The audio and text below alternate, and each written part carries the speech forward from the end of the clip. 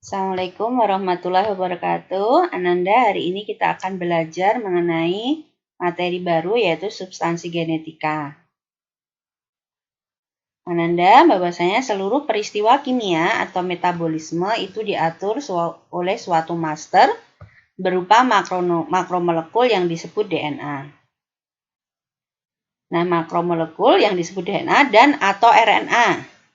DNA dan RNA ini merupakan tempat menyimpan informasi genetik.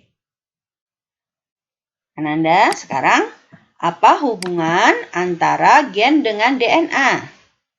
Gen itu adalah substansi hereditas yang terdiri dari suatu kesatuan yaitu DNA.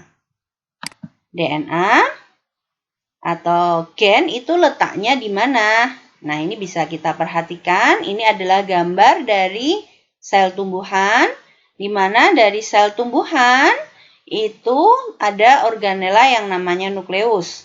Nah, nukleus itu terdapat kromosom. Selain terdapat di nukleus, kromosom itu juga terdapat di mitokondria dan di plastida. Kemudian, mari kita cermati gambar berikutnya. Di manakah letak gen itu? Gen itu terletak di dalam lokus suatu kromosom. Karena kromosom selalu berpasangan, letak gen pada kromosom homolog juga pada lokus yang sama. Jadi, saya ulangi. Karena kromosom itu selalu berpasangan, maka letak gen pada kromosom homolog juga pada lokus yang sama. Ini kalian bisa perhatikan ini. Kemudian, sebelum kita akan pahami alel itu apa, mari kita perhatikan dulu bahwasannya untuk penulisan gen biasanya itu menggunakan huruf Latin, baik huruf besar maupun huruf kecil.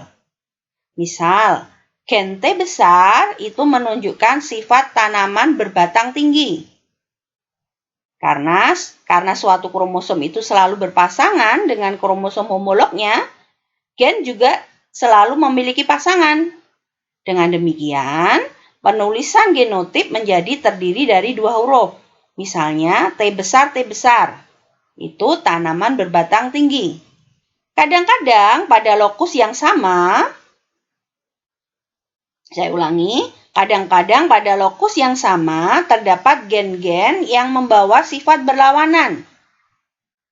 Gen-gen yang berlawanan tadi ditulis dengan huruf kecil.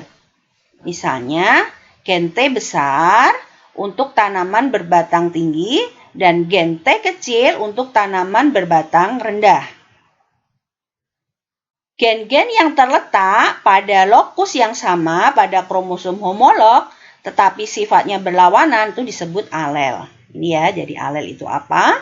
Alel itu adalah gen-gen yang terletak pada lokus yang sama pada kromosom homolog. Tetapi sifatnya berlawanan. Misalnya tadi, gen T besar itu alelnya adalah T kecil. Nah, itu. Kemudian ada istilah berikutnya yaitu gen dominan dan gen resesif. Apa itu gen dominan dan apa itu gen resesif? Bisa kita cermati. Gen dominan itu adalah gen yang pengaruhnya lebih kuat. Sedangkan kalau gen resesif itu adalah gen yang pengaruhnya lebih lemah. Sedangkan gen yang pengaruhnya sama-sama kuat itu disebut dengan gen semi-dominan atau intermediate. Gen dominan itu ditulis dengan huruf besar dan gen resesif ditulis dengan huruf kecil. Misal tadi sudah ada contoh. Kalau gen T besar itu bersifat dominan dan gen T kecil bersifat resesif. Sehingga jika suatu tanaman memiliki genotip T besar T kecil, tanaman tersebut memiliki batang yang tinggi. Berarti gen batang tinggi mengalahkan gen batang rendah. Akan tetapi jika antara gen T besar dan T kecil bersifat semi-dominan, tanaman bergenotip T besar T kecil memiliki batang yang sedang. Nah, Dari penjelasan itu kita sudah memahami bahwasanya gen itu adalah bagian dari kromosom yang berfungsi sebagai faktor keturunan yang terbentuk dari sejumlah asam nukleat yang pengaruhnya lebih kuat disebut dengan gen dominan, sedangkan yang pengaruhnya lebih sedikit disebut dengan gen resesif. Nah, sekarang kita akan pelajari mengenai struktur DNA. Nah, struktur DNA itu dibangun oleh 3 macam molekul. Yang pertama, mari kita perhatikan gambarnya ya. Yang pertama itu adalah gula pentosa. Gula pentosa yang dikenal dengan deoksiribosa. Kemudian, struktur yang kedua dari DNA itu adalah gugus fosfat. Yang ketiga adalah basa nitrogen. Nah, basa nitrogen ini terdiri atas purin, yaitu adenin dan guanin. Itu yang purin, adenin, dan guanin. Serta pirimidin yang terdiri dari timin dan sitosin. Ibu ulangi.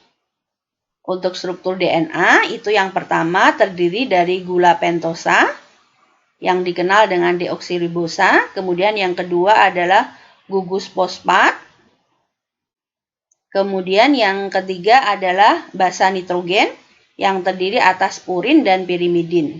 Purin itu terdiri atas adenin, di sini disingkat dengan huruf A besar, dan guanin disingkat dengan huruf G besar, dan pirimidin yaitu timin yang disingkat dengan T besar, dan sitosin yang disingkat dengan C besar. Nah, purin dan pirimidin itu akan berikatan dengan gula pentosa. Jadi purin dan pirimidin ini akan berikatan dengan gula pentosa membentuk nukleosida. Jadi ini akan membentuk nukleosida. Kemudian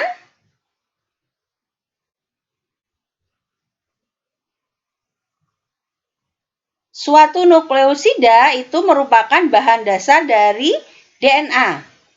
Suatu nukleosida ini bahan dasar dari DNA akan berikatan dengan gugus fosfat. Yang disebut dengan nukleotida. Gitu ya. Jadi, satu nukleotida itu misalnya ini ya, ada timin, ada deoksiribosa, ada gugus fosfat. Itu satu nukleotida. Nah, ini ya nak ya.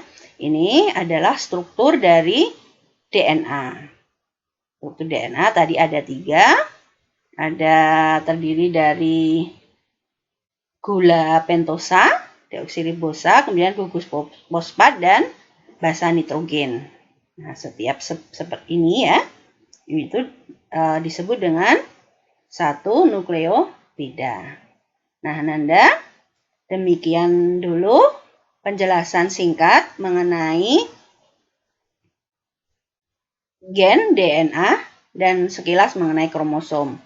Untuk berikutnya kita akan lanjutkan mengenai penjelasan secara detail dari kromosom. Terima kasih, Ibu akhiri. Assalamualaikum warahmatullahi wabarakatuh.